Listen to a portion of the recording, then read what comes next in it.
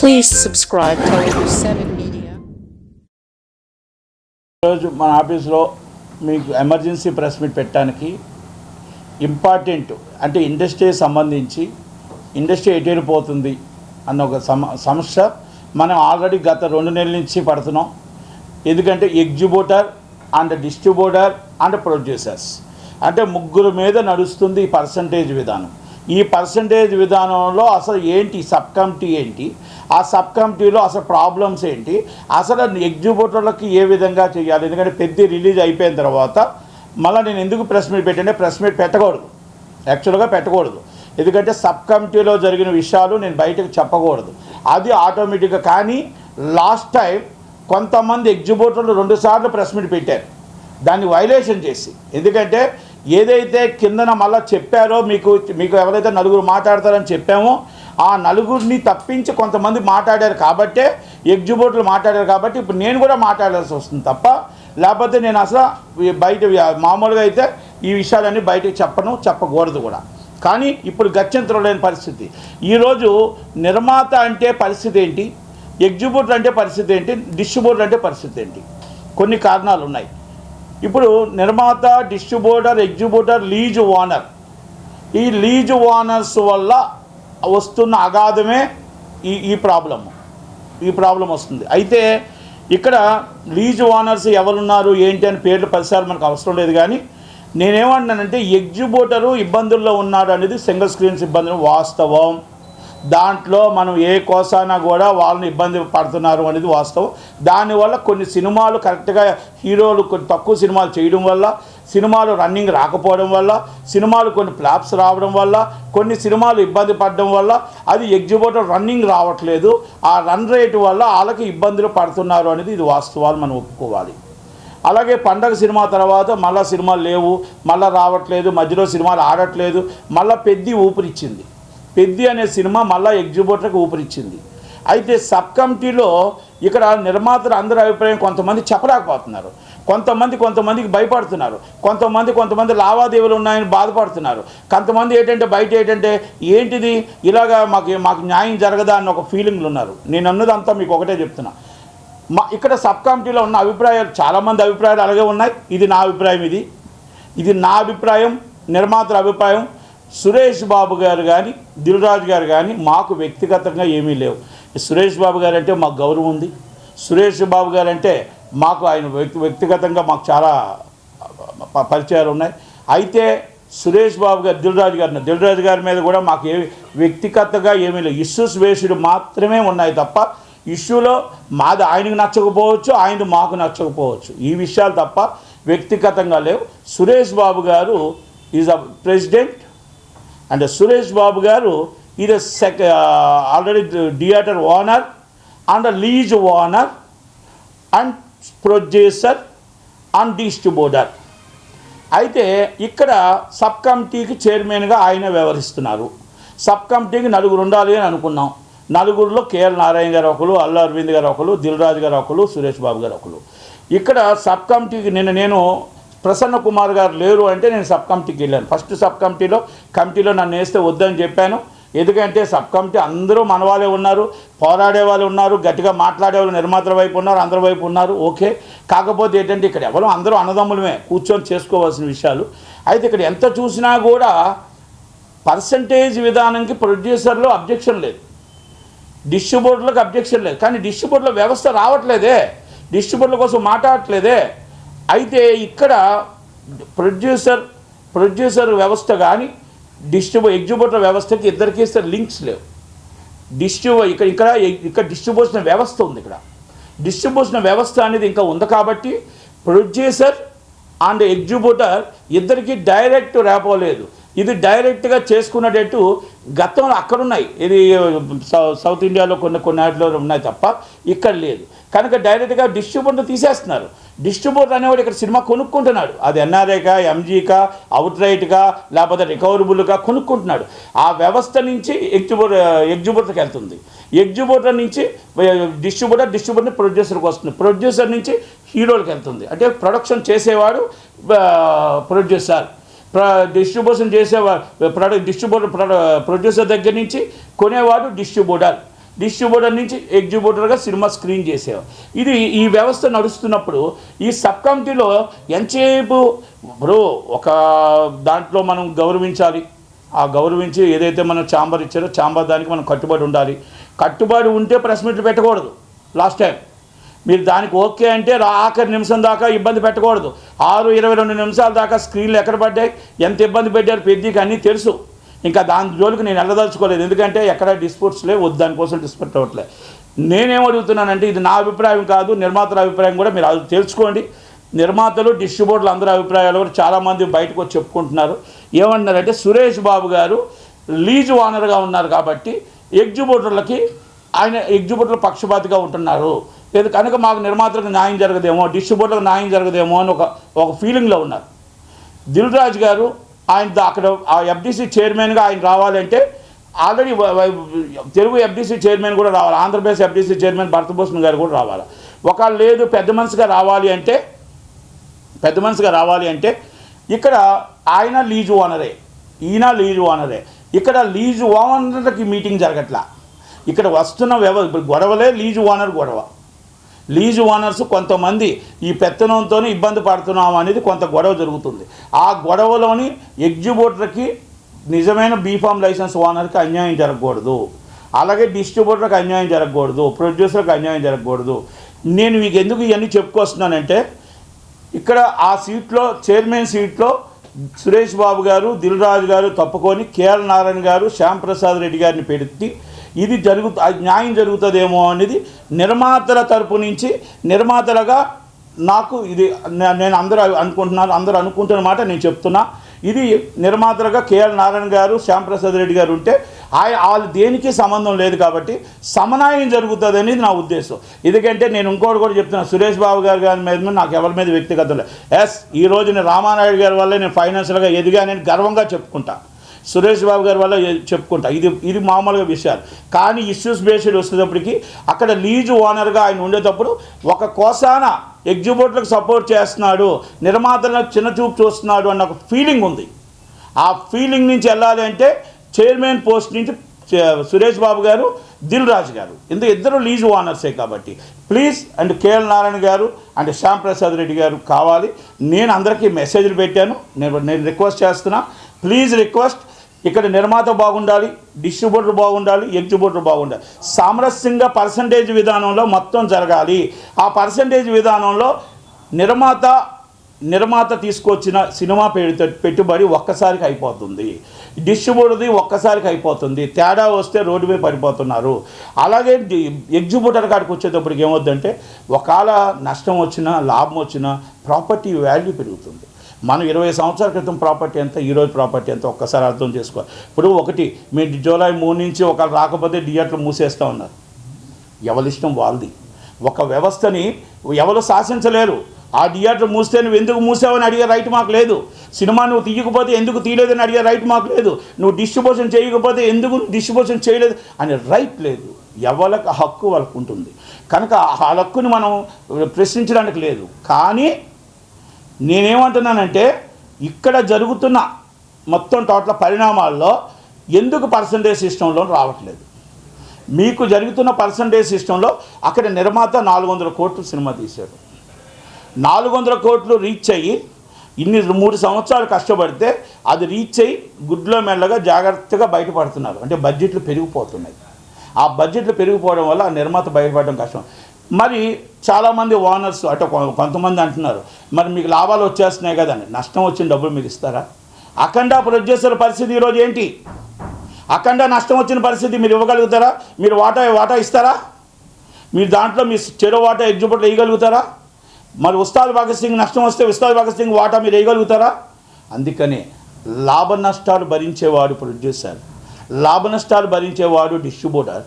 మీకు మీ థియేటర్ మీ హక్కు కనుక మనం అన్ని రకాల కరెక్ట్గా సరిపోయే విధంగా మీ కష్టం మీకు ఉంది. దాన్ని మీరు ఇప్పుడు ఎంత పర్సంటేజ్కి ఇబ్బంది పడుతున్నారో ఆ పర్సంటేజ్ సిస్టంలో తీసుకొని మనమేం పర్సంటేజ్ వాళ్ళు అడుగుతున్నారో అది చేయాలి. మీరు గొంతమ్మ కోరికలు కోరడం అనేది కరెక్ట్ కాదు. అలాగని ఇక్కడ నిర్మాత ఇవ్వడానికి నిర్మాత కరెక్ట్గానే ఉన్నాడు, రెడీగానే ఉన్నాడు. ఆల్రెడీ సినిమాలు 31 సినిమాలు రన్నింగ్లో ఉన్నాయి. మీరు ఏ సినిమాలు ఇబ్బంది కలుగుతుందో అన్నీ చూసుకొని చేయాలి తప్ప ఇది ఇక్కడ రోజుకి ఒక టర్న్ అవుతుంది. రోజుకి ఒక టర్న్ అవుతుంది, రోజుకి టర్న్ అవుతూ జూలై 3 నుంచి వాళ్ళు థియేటర్లు బంద్ చేస్తానంటారు. ఓకే, ఎవరి ఇష్టం వాళ్ళది. వాళ్ళు బంద్ చేస్తాను అనడం వాళ్ళ తప్పు. సినిమాలు తీయాలా వేయాలా వద్దా అనేది నిర్మాతల ఇష్టం, డిస్ట్రిబ్యూటర్ చేయాలా వెళ్ళేది వాళ్ళ ఇష్టం. కానీ నేను రెండో విషయాలు నేను మళ్ళీ చెప్తున్నా. సురేష్ బాబు గారిని, దిల్ రాజు గారిని మనం అక్కడి నుంచి ఎందుకు తప్పించాలంటున్నాం అంటే, ఇక్కడ ఎగ్జిబ్యూటర్ లీజ్ ఓనర్ అండ్ వాళ్ళు ఎగ్జిబ్యూటర్గా రావచ్చు, ఎగ్జిబ్యూటర్స్గా వాళ్ళు వచ్చి వాళ్ళ వాదన వినిపించవచ్చు. కానీ ఇక్కడ మాత్రం వచ్చేది ఏంటంటే, ఇక్కడ నిర్మాతకి ఇబ్బంది కలుగుతుంది. డిస్ట్రిబ్యూటర్ అనే మాటే మాట్లాడట్లేదే, ఎగ్జిబ్యూటరు ప్రొడ్యూసర్ మాట్లాడుతున్నారు. అసలు డిస్ట్రిబ్యూషన్ వ్యవస్థ ఏది? అసలు డిస్ట్రిబ్యూషన్ వ్యవస్థ ఎక్కడుంది? డిస్ట్రిబ్యూషన్ వ్యవస్థ కోసం మాట్లాడారు కదా. అసలు డైరెక్ట్ ఎగ్జిబ్యూటర్కి ప్రొడ్యూసర్కి ఏం సంబంధం అండి? డిస్ట్రిబ్యూటర్ అండ్ ఎగ్జిబ్యూటర్ వాళ్ళిద్దరికీ సమస్య లేకుండా మధ్యలో రాకుండా మాట్లాడడం అనేది కరెక్ట్ కాదు. ప్లీజ్, నాకు వేరే ఉద్దేశం ఏమీ లేదు. మీరు ఇద్దరు కూడా దీంట్లో నుంచి మనం ఎగ్జిబ్యూటర్ వైపు నుంచి మీరు ఉండండి, కానీ ఇలా అందరి వైపున న్యాయం జరగదేమో అని మాకు ఉద్దేశం. ఇది నా తోటి ప్రొడ్యూసర్లకు కూడా కొంతమంది అసహనంతో ఉన్నారు. వాళ్ళందరూ కూడా మీరు డైరెక్ట్గా చెప్పాలి. మీరు కూడా చెప్పకపోతే కాదండి, అందరూ కూడా డైరెక్ట్గా మీరు ఇది అంతా ఆమోదగారు. సబ్ కమిటీ అంటే న్యాయమైన కమిటీ.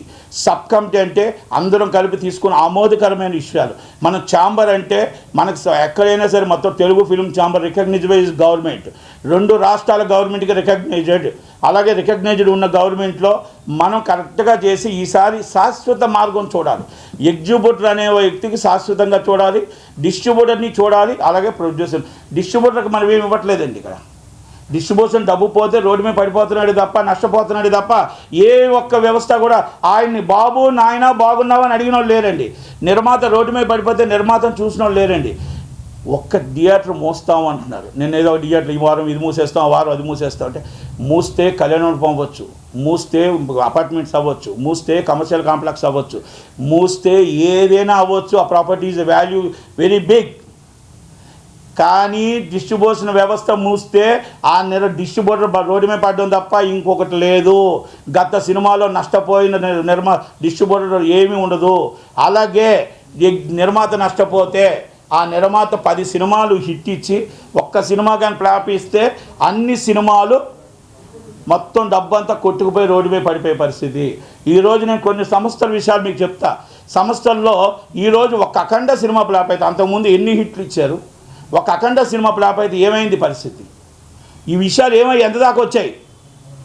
ఎందుకు ఎందుకు ఈ నిర్మాత తట్టుకోలేకపోతున్నాడు? ఏం డబ్బు ఉంచుకొని ఏమైనా కావాలని చేస్తున్నారా? కాదు కదా. ఆ కష్టాన్ని కూడా మీరు అర్థం చేసుకోండి, ఆ నిర్మాత బాధను అర్థం చేసుకోండి. చిన్న సినిమాలు వారానికి 10 సినిమాలు వస్తున్నాయి. వారానికి 10 సినిమాలు వస్తూ థియేటర్లో షోలు పడకపోతే ఆ చిన్న సినిమా నిర్మాత ఎంత బాధపడుతున్నాడు, ఎంత కష్టపడుతున్నాడు, ఎంత కన్నీరు పెడుతున్నాడు, ఎంత రక్తం చుక్కలు కారుతున్నాయి. నో షో అని మీరు సింపుల్గా చెప్పగలుగుతున్నారు. కానీ జనాలు రావట్లేదు అంటున్నారు. తప్పు, అబద్ధం. జనాల్ని మనం రానివ్వట్లేదు. చిన్న సినిమాలకి జనాలు మనం రానివ్వట్లేదు. షోలే వేయట్లేదు.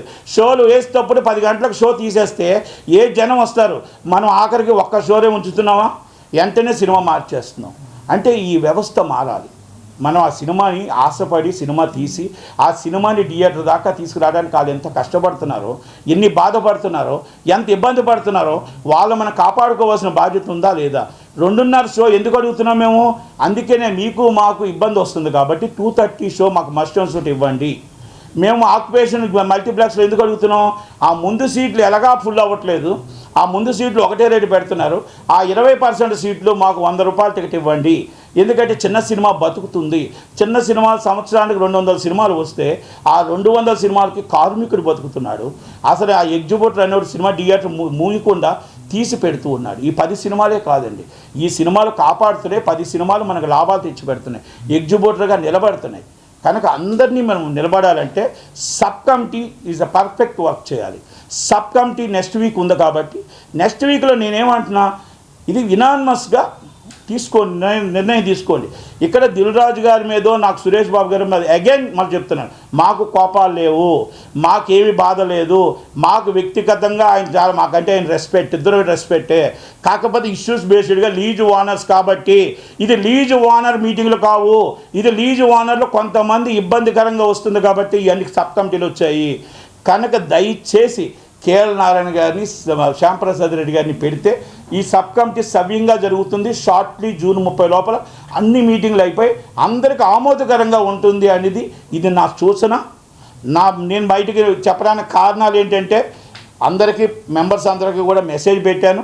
మళ్ళీ ఎందుకు ఈ రూపాన చెప్తున్నానంటే ఇప్పుడు మనం చెప్పకపోతే ఇప్పుడు మైక్ రూపంగా అయినా చెప్పాలి, లోన్ అయినా చెప్పాలి. లోన చెప్పడానికి నాకు అవకాశం లేదు కాబట్టి మైక్ రూపంగా చెప్తున్నాను. ఇంకొకటి కూడా చెప్పొచ్చు, బయట విషయాలు మైక్ చెప్పకూడదని. అది ఎగ్జిక్యూటివ్లు కూడా చెప్పాలండి. కొంతమంది మీటింగ్ ఇక్కడ ఓకే అయిపోయిన తర్వాత మీటింగ్ 2 సార్లు ప్రెస్ మీట్ పెట్టిన వాళ్ళు, మళ్ళీ చిరంజీవి గారి దగ్గర 2 సార్లు వెళ్ళిన వాళ్ళు కూడా ప్రెస్ మీట్లు పెట్టి పబ్లిక్గా తెలియపరిచారు. కాబట్టే ఇది నిర్మాతల తరపు నుంచి నేను తెలియపరుస్తున్నా. ఇది నా ఒక్క అభిప్రాయం అని మీరు అనుకుంటే తప్పు. ఇది అందరు మెజార్టీ అభిప్రాయం మాత్రం దీంట్లో ఇలా చేస్తే బాగుంటుందని అనుకుంటున్నారు. కాబట్టి దయచేసి పెద్దలందరూ నిర్ణయం తీసుకొని ఇది కేఎల్ నారాయణ, శ్యాంప్రసాద్ రెడ్డి గారిని పెట్టి మనం ఎగ్జిక్యూటివ్గా ఆయన ఎగ్జిక్యూటివ్ వైపు ఉండి మాట్లాడితే బాగుంటుందని నా ఉద్దేశం. నిర్మాతలు అందరూ కూడా మా చిన్న సినిమా నిర్మాతని, పెద్ద సినిమాలని చూసి పర్సంటేజ్ విధానంగా ఎగ్జిక్యూటివ్ వ్యవస్థ దెబ్బతినకుండా, సింగిల్ స్క్రీన్ల వ్యవస్థ దెబ్బతినకుండా, డిస్ట్రిబ్యూషన్ వ్యవస్థ దెబ్బతినకుండా అన్ని నిర్ణయాలు మంచిగా తీసుకొని ఇంకా శాశ్వత మార్గం తీసుకుంటారని అందరికీ నేను రిక్వెస్ట్ చేస్తూ ప్లీజ్ అండ్ ఇలా చేస్తే బాగుంటుందనేది మెజార్టీ నిర్ణయం. కాబట్టి ఇది మెజార్టీ తరపునే నేను చెప్తున్నాను. నేను మళ్ళీ మెజార్టీ తరపు చాలామంది అంటారు నట్టుకుమార్ ఒక్కడే వస్తాడు కదా ఇంకెవరు రారేంటి అని. ఎస్, లావాదేవీలు ఉండొచ్చు, భయం ఉండొచ్చు. మా చైర్మన్ ఉన్నాడు, సెక్టార్ చైర్మన్ కనుసైట్తో బెదిరిస్తారు. ఇక సెక్టార్ నుంచి రావాలంటారు. మా సెక్టార్ చైర్మనే భయంతో ఉన్నాడు. ఏం చేస్తారు? పోస్ట్ పోద్దని భయం ఉండొచ్చు, లేకపోతే రేపు సినిమాలు ఇవ్వరని భయం ఉండొచ్చు, రేపు డేట్స్ ఇవ్వరని భయం ఉండొచ్చు. భయం గుప్పుట్లో ఇండస్ట్రీ ఉంది. అది నట్టుకుమార్కి భయం లేదా అంటే చావుకి భయం లేదు, దేనికి భయం లేదు. నాకు సినిమా ఇస్తారు ఇవ్వరని భయం లేదు, వ్యాపారం మానేస్తారని భయం లేదు. దేనికైనా సిద్ధపడే నేను దీనికి వస్తాను తప్ప నేను ఎవరి దగ్గర సలాం చేసుకుంటూ గులాం చేసుకుంటూ బతికే మనిషిని కాదు. కాబట్టి ఉన్నది ఉన్నట్టు మాట్లాడతా. నేను మాట్లాడేది నిజం నిజం నిజం. Thank you very much Nattukumar. ఇప్పుడు జూలై 3 అంటే మా ఛాంబర్ కాదు, అనదర్ ఛాంబర్ వాళ్ళ మనుషులు వచ్చి మేము జూలై 3 దాకా టైం అండి, జూలై 3 తర్వాత మేము థియేటర్స్ బంద్ చేస్తామంటే మా వాళ్ళు ఏమన్నారంటే మీ ఇష్టం, మీరు బంద్ చేసుకుని మీ హక్కు ఉంది, మేము సినిమాలు వేయాలా లేదని మా హక్కు ఉంటుంది. Is a right. పర్సంటేజ్ ఇవ్వడానికి ఎవరు అబ్జెక్షన్ చేయట్లేదు. కాకపోతే పర్సంటేజ్ సిస్టమ్ అనేది ఏ విధంగా ఇవ్వాలి, ఎలాగివ్వాలి, నో పేర్లు మనకు అవసరం లేదండి. ఎందుకంటే మా తెలుగు ఫిలిం ఛాంబర్ కోసం మాట్లాడతాం అంతే, ఇంక వేరే ఛాంబర్ కోసం మనకు అవసరం లేదు. వాళ్ళు పెట్టుకుంటే వాళ్ళు ప్రెస్ మీట్ పెట్టుకోవచ్చు. మాకు ఎందుకంటే